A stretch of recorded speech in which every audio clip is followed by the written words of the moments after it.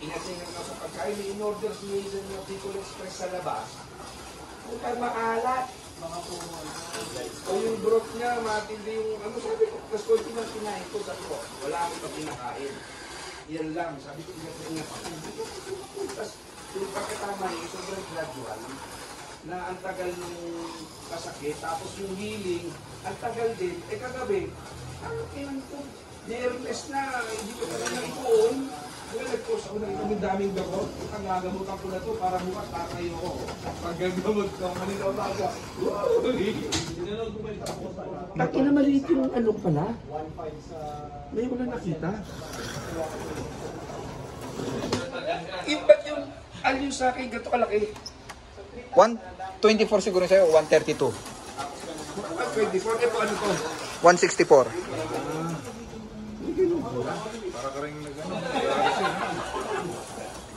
Minor ka. It's not Holy Week, it's Holy Week. Gano'n sa mga liko. Ang ina yung ginawa mong alumno. Ginawa mo to, buo na. Binili ko na lang yan, tangin na yan. Wala akong tiyagang gumawa. Yung puno, binili ko na lang yan. Iba-ibang presyo eh. Depende sa laki. Magkano pinakamahal? 65? Alin, ito malalaki. Oo. Pero hindi, may mga set na nabibili. May mga set na nabibili.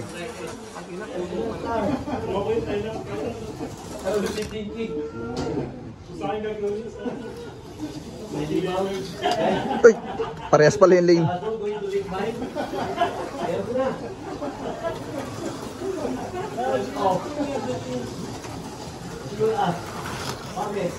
I'm imagining you leaking energy. Ito.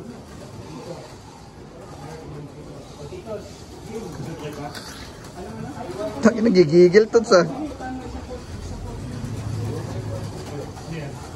Tami, hindi ko na naman eh. Sinabi mo? Oo. Mama. Eh may outing sila ngayon, ngayon sila alis, alas 12. Eh isa nag-impake. Kaya nga sinabi ko na. Nagaso siya daw nag-impake doon sa kanila. Yun.